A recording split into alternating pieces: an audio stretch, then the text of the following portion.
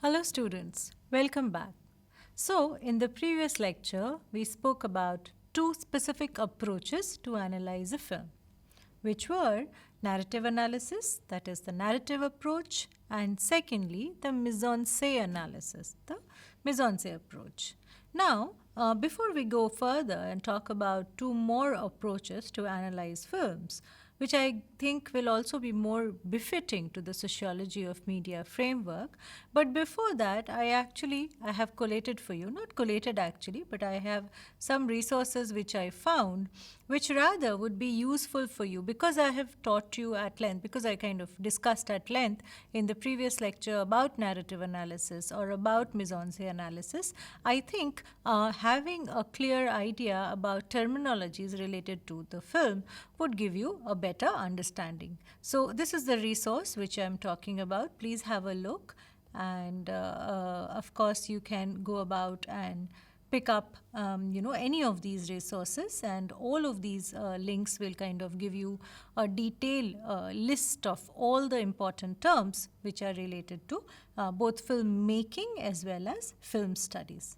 So on that note, let's begin the next approach, right, which can be taken up by you while analyzing a film or while you have been assigned to analyze a film.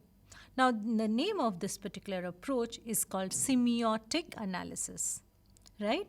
And of course, I'm very well sure that all of you are well aware of the idea of what exactly semiotics is all about. Of course, this has also been covered in the previous lectures. So I'm not going to talk at length about what is semiotics, but I'm going to talk about how you use the idea of semiotics when you analyze a film. And for that, of course, I need example of one of the films to talk about this. And I think the film Parasite would be a very befitting example. So before we go further and talk about semiotic analysis, I would like you to do two things. One is have a look at the trailer of the Parasite, and followed by that, maybe I'll talk a little and then you will see a clip of the film as well. So let's go ahead and you watch the trailer of the film.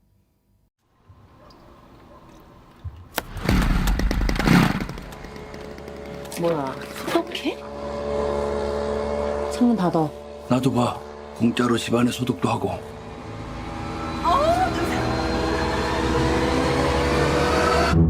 부모님 얼굴도 뵙고 좋더라. 건강들 하시고. 일거리가 없으셔도 네가 내 대신 얘 과외 선생님 좀 해줘라. 영어. 대학생인 척하라는 거야? 구라를 좀 치지 뭐. 너 이 좋은 실력으로 왜 미대는 맨날 떨어지냐? 아이씨, 죽을래. 저는 이게 위조나 범죄라고 생각하지 않아요. 참으로 시의적절하다. 부자들이 원래 참 잘 속아. 사모님이 뭐랄까. 풀타임으로 수업 어떻게 하시는지. Is it okay with you?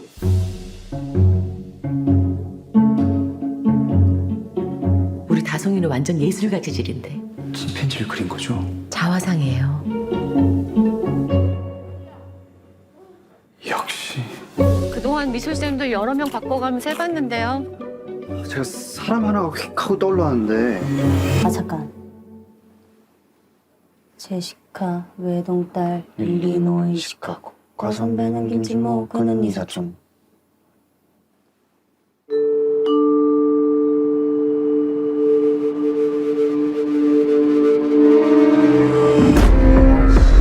부자인데 착하다니까. 진짜 니가 착한 거지. I'm deadly serious.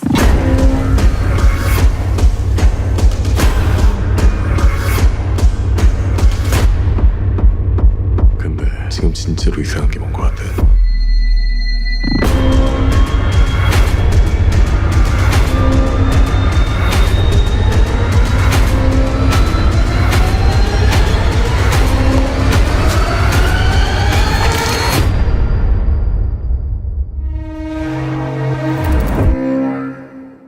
So, now that you have seen the trailer, whatever I say right now, try and think in terms of Parasite, or how you can approach that film with this particular approach in analyzing the film.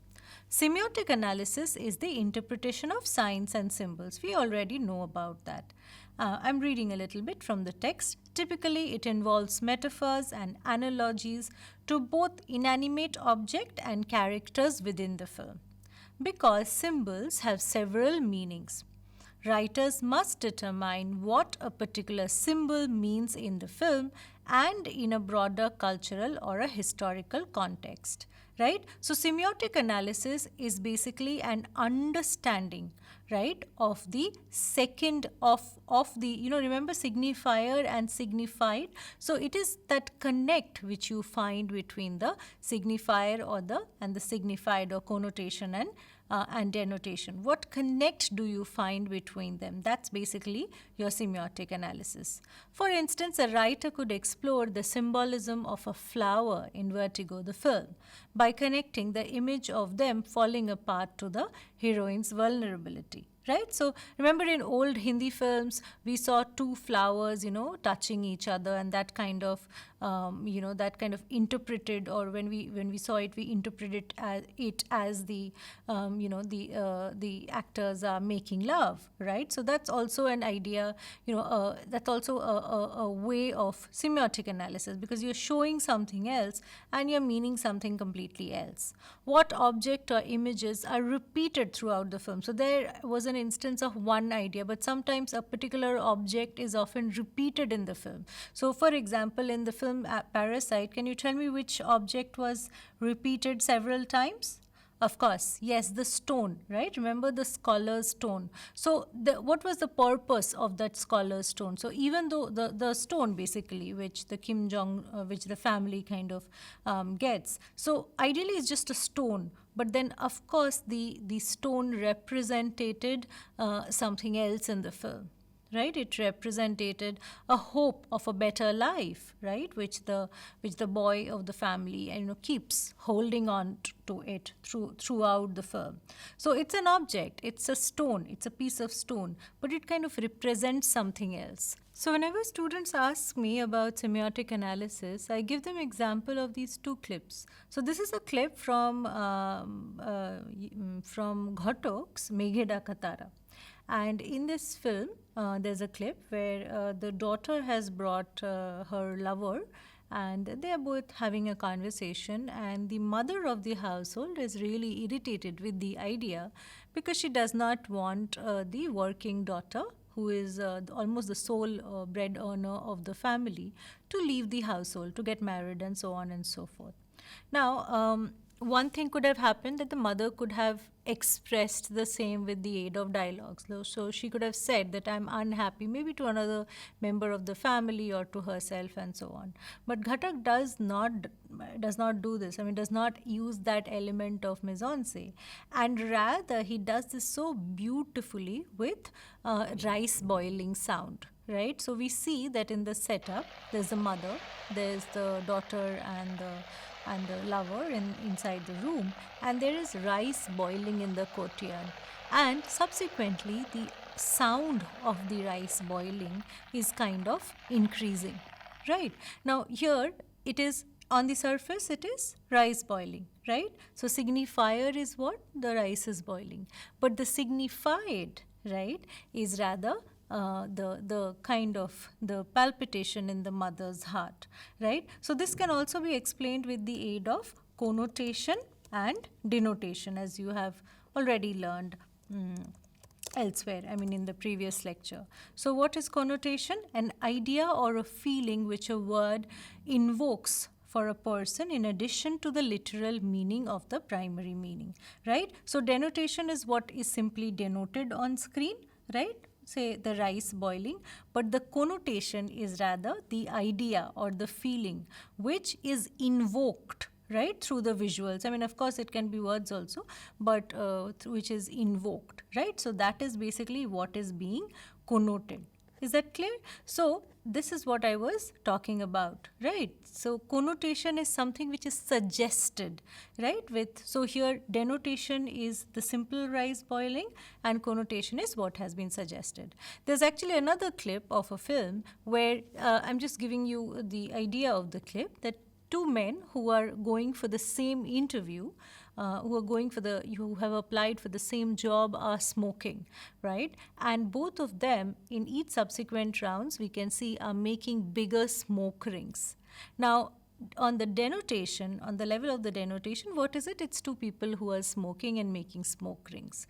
But what it suggests, it's not something which is simply two men are smoking, but something much larger than that.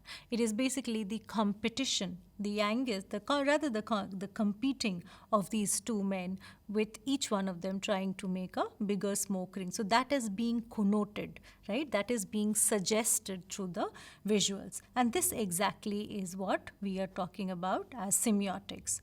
So when you are doing a semiotic analysis, you look for these objects, you look for these tropes, you look for these symbols, right, where things are being suggested. So I have kind of collated a few questions for you. What object or images are repeated throughout the film, and what do they suggest?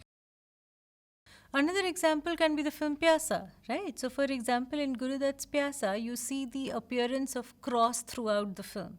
Now, on one level, that is on the denotation level, it's simply a cross, right? Nothing else.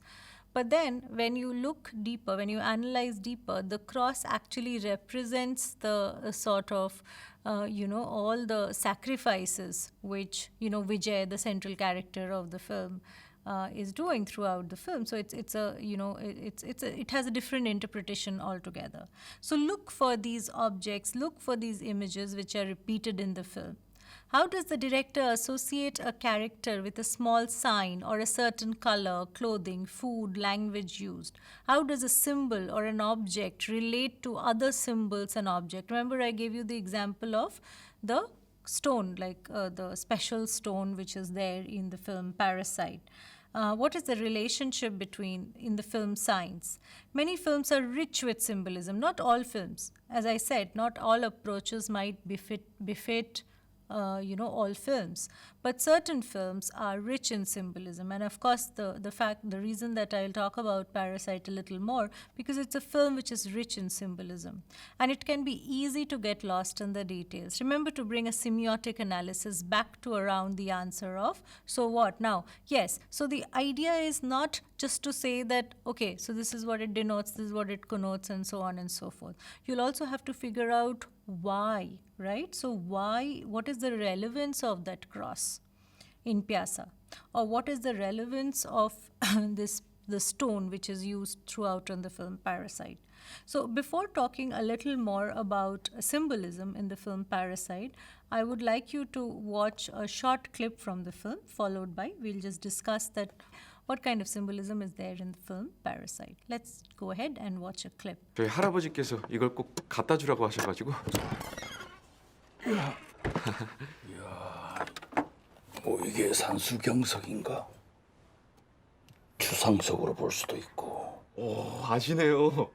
저희 할아버지께서 육사 시절부터 이 수석 수집을 쭉 해오셔가지고 지금은 뭐 저희 집 아래층, 위층, 거실, 서재 이 수석들이 꽉 차 있는 상태입니다.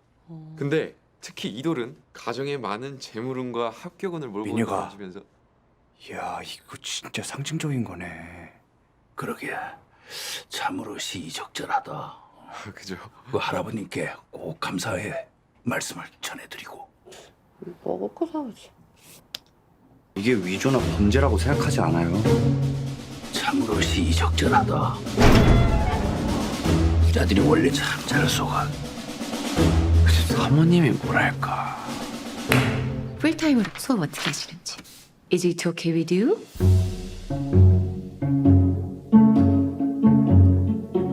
우리 다송이는 완전 예술가 재질인데.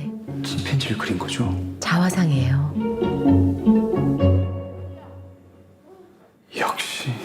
그동안 미술쌤도 여러 명 바꿔가면서 해봤는데요. 제가 사람 하나가 휙 하고 떠올랐는데 아 잠깐.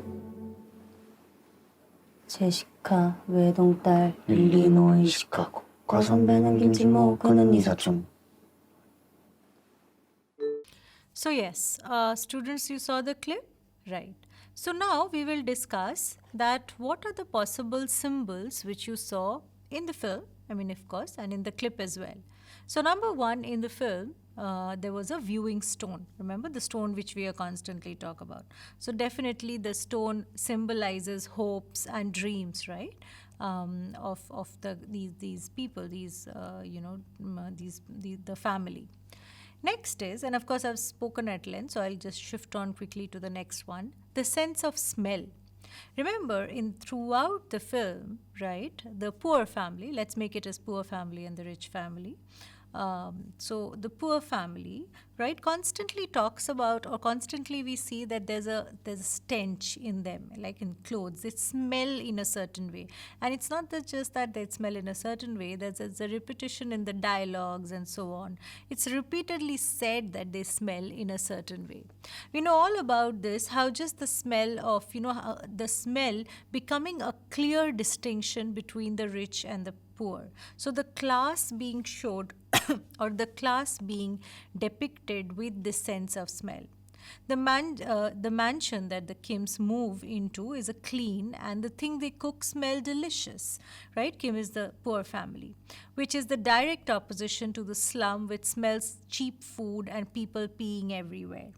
There's also the way that Kim smell as opposed to their bosses. So these people, that the poor family, the Kim's family, smell in a certain way, right? And we all have seen the dingy conditions in which they live, because so the smell here is directly represents, or as we say, it kind of connotes something else, which is the class difference between both the families.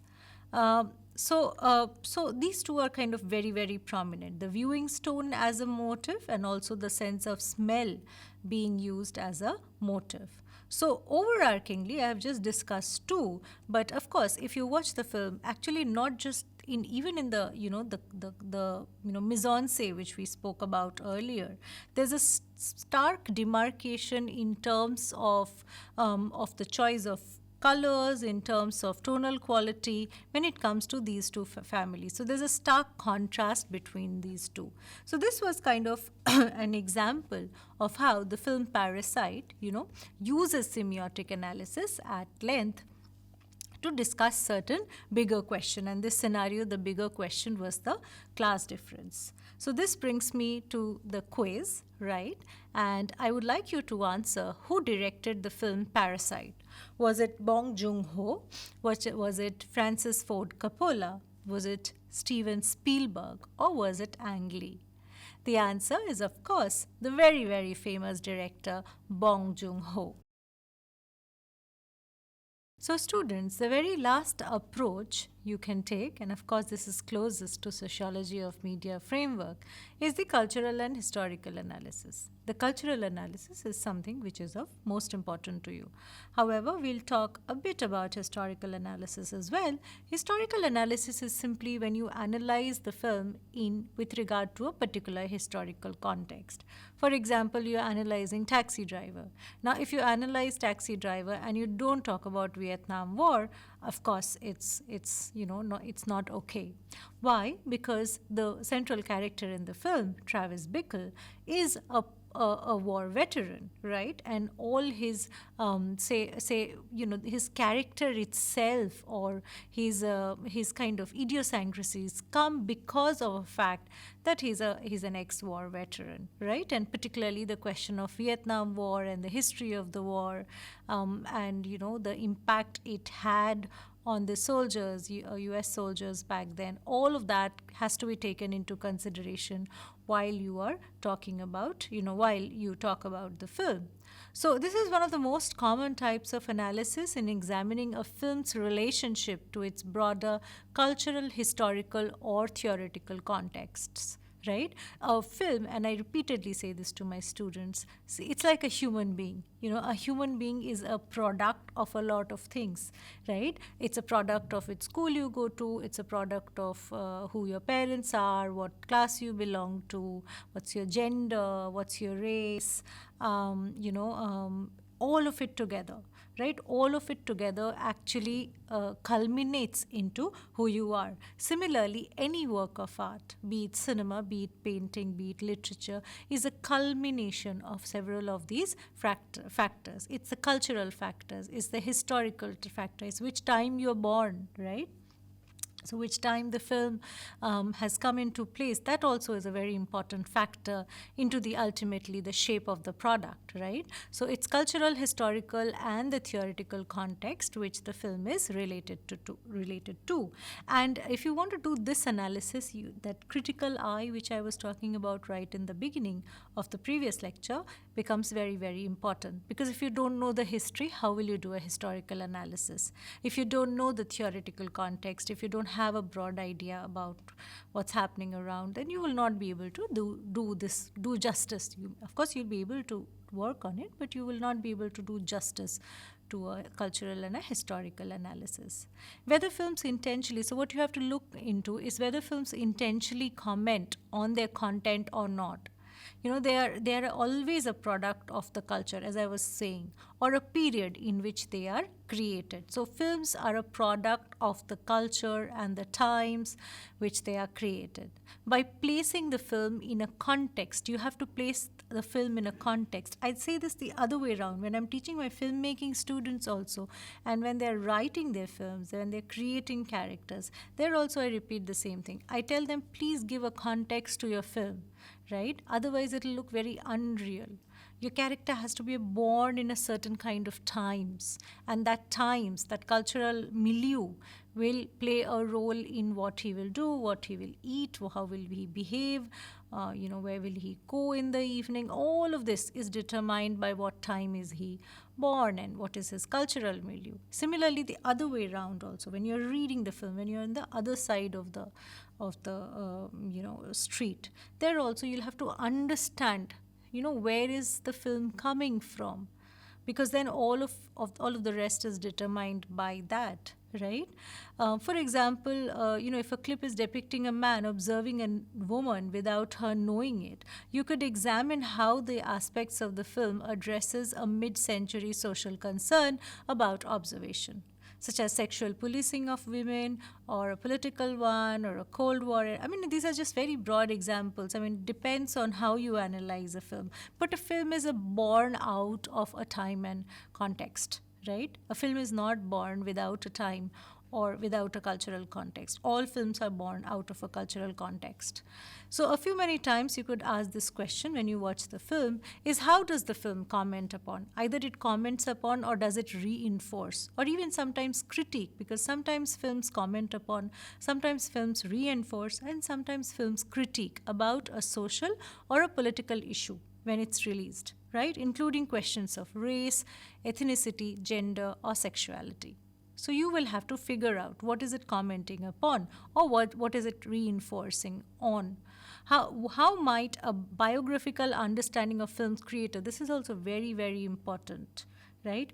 You cannot forget that this product of art which you are looking into, which you are studying, which you are analyzing, comes from a human being, right? So there's a creator involved. So please look into not just the filmmaker, also the writer, not just the director, also the writer. Please look into their history, know that what is their life like, which historical movements are they part of, because all of that will definitely impact their films. So of course, when you watch Hrithik Ghatak films, you cannot not talk about partition. And of course, there's again, when you study life of Hrithik Ghatak, I mean, his life, which is, of course, he was impacted greatly by partition, then gets reflected onto his films, like Meghe Katara, like all of them, right? So, it's all very, very intertwined to each other. So you'll have to look into whether a specific film theory, right, such as queer theory or structuralist theory or Marxist film theory, some of the theories which you have studied in the course of this in this course, what theory can you apply in order to study a film? Take advantage of the class resources which have already been taught to you, the approaches, and then apply these, resources to this particular approach of the cultural and historical analysis. Okay, on this note, I will kind of finish this lecture, and I'm sure even the next lecture you'll quite like it, because I'm hoping that I'll be able to cover some web series for you and some OTT content, and we'll also look into how OTT as a platform is also kind of directly impacting the content which it is producing. So perhaps we'll look at it from the industry perspective, from the perspective of the platform and other such imperatives. But one second, students, before ending, I have a small quiz for you again. I want to ask you, what is cultural analysis, something which we discussed at length till now? Is it examining a film's relationship to its broader cultural, historical, and theoretical context? Is it just another word for narrative analysis? Is it another word for mise-en-scene analysis? Or this is not a film analysis approach at all? So the correct answer is, of course, what we discussed. That is, a cultural analysis is indeed a film analysis approach which examines a film's relationship to its broad cultural, historical, or the theoretical concept. Thank you.